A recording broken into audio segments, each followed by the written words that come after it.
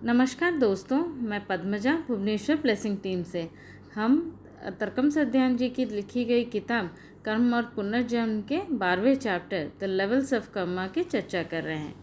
ये जो चैप्टर शुरू किया है लेखक ने, इन्होंने लिखा हुआ है कि कर्म एक संस्कृत शब्द है, जैसा हम सब जानते हैं। इसका अर्थ क्रिया है और जो कारण और प्रभाव दोनों का संयोजन है। मतलब एक हम कहेंगे तो वो combination of both cause and effect. एक कारण के बिना प्रभाव नहीं होता है और एक कारण को तभी हम एक कारण कहते हैं जब उसका कोई प्रभाव पैदा करता है। मतलब वो जब कोई प्रभाव पैदा करेगा तभी वो कारण बनता है। हम law of cause and effect first chapter में हम जान चुके हैं। कारण और प्रभाव एक दूसरे का अनुसरण करते हैं। एक कारण है तो उसके थोड़े समय बाद उसका प्रभाव आएगा, प्रभाव फिर दोबारा कारण बन जाएगा और वापस नया प्रभाव शुरू हो जाएगा। तो ये प्रभाव, कारण और प्रभाव एक दूसरे को फॉलो करते रहते हैं। मतलब ये एक चेन रिएक्शन है, इसके बाद वो, उसके बाद वापस ये। तो उसी तरह का जो फेज चलता है, इनको लेखक ने कंपेयर किया है जैसे दिन या रात का अनुसरण। दिन के बाद रात निश्चित है या फिर रात के बाद फिर दिन निश्चित है। तो उसी हिसाब से ये law of cause and effect भी उसी हिसाब से ही रहता है। इस प्रक्रिया को law of cause and effect तो कहते हैं और law of action and reaction भी कहा जाता है, क्योंकि कॉज एक्शन है, इफेक्ट रिएक्शन है। तो मतलब जो हमारे ऊपर अभी आया उसके तरफ हमारा एक्शन है, तो एक्शन और रिएक्शन दोनों ही कहा जाता है। ये कानून सभी स्तरों पे संचालित होता है, जैसे कि हमारे physical, mental and emotional level, तीनों ही लेवल पे हमें हमारा जो कर्म है ये तीनों लेवल पे ही संचालित होता है। ऑल लेवल्स में ये ऑपरेट करता है। ये जो तीनों क्षेत्र हैं कर्म का नियम के क्षेत्र हैं। एक शारीरिक क्रिया, वो मानसिक क्रिया, मानसिक प्रतिक्रिया भी हो सकती है। एक शारीरिक क्रिया में एक मानसिक प्रतिक्रिया भी हो सकती है। फॉर एग्ज़ाम्पल मान लीजिए मैंने किसी को एक फिज़िकली नुकसान पहुंचाया, तो वो बंदे का इमीडिएटली मेंटल भी इफ़ेक्ट होगा कि इसने मुझे ऐसा नुकसान क्यों पहुंचाया। तो एक मेंटल रिएक्शन भी हो सकता है। और कई बार अगर कोई, हम किसी रिलेशनशिप में अगर किसी ने फिज़िकली नुकसान पहुंचाया तो इमोशनल लेवल पे भी हम इफ़ेक्ट होते हैं, मेंटल लेवल पे भी इफ़ेक्ट होते हैं। तो एक भी हो सकता है कि वो कर्म एक शारीरिक क्रिया हो, लेकिन उसमें भावनात्मक प्रतिक्रिया भी हो सकती है और मेंटल प्रतिक्रिया हो सकती है और फिज़िकल प्रतिक्रिया भी हो सकती है कि मैंने अगर धक्का दिया तो आपने वापस धक्का दे दिया, वो भी हो सकता है। ये जो स्पेस इस जो ये चीज़ों में ये तीनों तरह से ही रिएक्शंस हो सकती हैं। हर फील्ड में वही रिएक्शंस आ सकती हैं। लेखक लिख रहे हैं ये जो हमारे एक्शंस एंड रिएक्शंस होते हैं ये कहाँ रहते हैं? अंतरिक्ष में रहते हैं, स्पेस में। स्पेस, लेखक लिख रहे हैं, स्पेस कोई वैक्यूम नहीं है। यहाँ पे एक इलेक्ट्रोमैग्नेटिक एनर्जीज रहती हैं या फोर्सेस रहती हैं। मतलब वो इलेक्ट्रोमैग्नेटिक एनर्जीज हो या फोर्सेस, वहाँ पे उस फील्ड में, स्पेस में ये चीज़ें रहती हैं। हर बार अगर हमने एक उंगली भी आगे बढ़ाया तो उसने हमने कुछ विशेष बलों का प्रयोग किया या फिर सर्टन फोर्सेस को एक्शन में डाला। मतलब कुछ भी एक हमने फिज़िकल एक्टिविटी की, उसमें हमने कुछ एनर्जी लेवल्स को चेंज किया, कुछ फोर्सेस को डाला। तो जब भी हमारी कोई भावनात्मक हो या मानसिक गतिविधि होती है तो हम उस ऊर्जा के क्षेत्र को प्रभावित करते हैं जिसमें हम रहते हैं और आगे बढ़ते हैं। मतलब ये जो सर्टन एनर्जी फील्ड है, वो कोई भी हमारी फिज़िकल मेंटल हो या इमोशनल कोई भी एक्टिविटी होती है तो हम जो हमारे जो एनर्जी फोर्सेस है या फिर इलेक्ट्रोमैग्नेटिक जो चार्जेस हैं, तो उस क्षेत्र को हम अफेक्ट करते हैं। हमारे सभी कार्य सभी स्तरों पे अंतरिक्ष के विद्युत आवेग पैदा करते हैं। मतलब हमारा जो भी काम रहेगा, भले ही हम गाना गाएं, नृत्य करें, कोई भी काम करें, वो एक सर्टन इलेक्ट्रिक जो एक क्या बोले आप, इलेक्ट्रिक चार्ज को क्रिएट करता है। तो वहाँ पे वो सर्टन एक्शन और reaction energy field of space में वो चलता ही रहता है। लेखक लिख रहे हैं कर्म का कानून को पूर्ण न्याय का कानून भी कहा गया है, मतलब लॉ ऑफ एब्सोल्यूट जस्टिस। इसका अनुवाद यही कहता है कि आप जो भी बोओगे वही काटोगे। यह हम अच्छी तरह से अब तक जान चुके हैं कि हम जो बोते हैं वही हमारे पास वापस आता है। तो ये एनर्जी के क्षेत्र में भी लेखक ने इसको एक्सप्लेन किया है। हम जो भी प्रतिक्रिया बनाते हैं वो हमारी क्रिया के बराबर होती है, मतलब हमारी जो एक्शन होती है वहाँ पे उसका एग्जैक्टली ऑपोजिट वही रिएक्शन आता ही है। कभी कभी इस क्रिया के साथ हम 3 प्रभारी शारीरिक, भावनात्मक या मानसिक भी होता है, मतलब तीनों ही पार्ट हो सकते हैं। कोई भी एक्शन के हमारे तीनों पार्ट हो सकते हैं। कभी कभी उसका 1 या 2 स्तरीय टैक्स भी भरना पड़ता है, मतलब हमने मेंटली कोई क्राइम की तो उस चीज़ का भी हमें 2 फिजिकल में भी आ सकता है, हमें थॉट में हमारा वो कर्म का फल हमें फिजिकल पार्ट में भी आ सकता है, इमोशनल लेवल पे भी आ सकता है, या कभी कभी तीनों ही मतलब चीज़ों में वो तीनों ही प्लेन्स में हम वो इफ़ेक्ट होता है हमें। तो जो कभी कभी इसका जो मतलब हमारा जो एक्शन का रिएक्शन जो होता है वो बहुत हाई वोल्टेज भी हो सकता है, मतलब हाई फ्रीक्वेंसी वाला भी हो सकता है, लो फ्रीक्वेंसी वाला भी, मतलब लेकिन जो भी हो हमारे वो कर्म के बराबर ही आता है। वो हमारा कर्म, ये जो नियम है कर्म का कानून या लॉ ऑफ जो एक्शन ऑफ रिएक्शन का जो लॉ है वो किसी भी चीज़ में नहीं बदलता, मतलब किसी भी सूरत में उसका में कोई चेंजेस नहीं है। वो हमारे पास आना ही आना है, बस हम वही पाते हैं, वही रिसीव करते हैं जो हमने दिया है। हम कुछ और नहीं ला पाते हैं, हमने जो दिया है वही हमारे पास वापस आता है।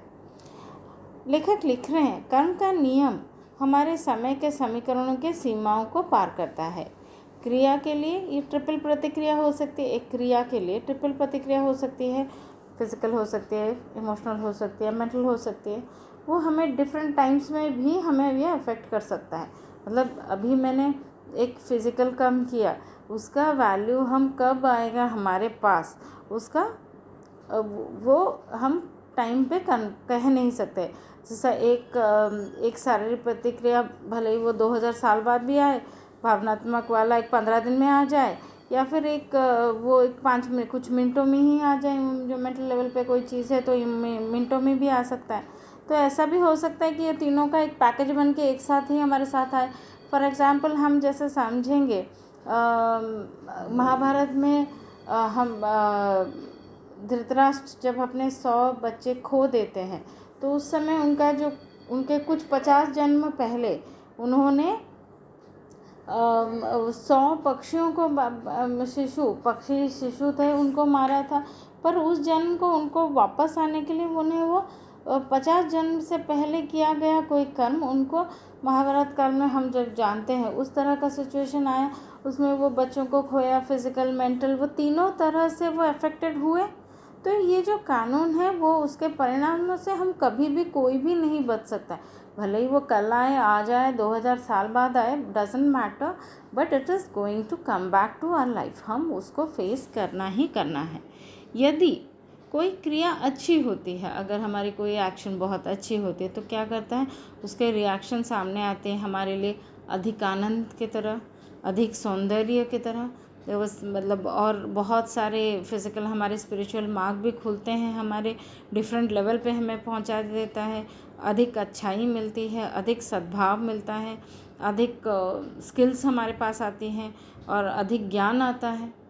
मतलब एक अच्छे कर्म का जो चीज़ है वो इस रूप में हमारे ऊपर इफ़ेक्ट बन के आता है। जैसे कोई अच्छी क्रिया हो, डिफरेंट लेवल्स में बन के वो हमारे पास आता है। और अगर कोई प्रतिक्रिया बुरी है, हमारी कोई क्रिया बुरी है, तो वो हमारे जीवन में मार्ग में अधिक कठिनाइयाँ, समस्याएं लाती है। मतलब ये हमें तब तक कठिनाइयाँ और समस्या हमारे जीवन में आती रहेंगी जब तक हम सही कार्य करना सीखेंगे।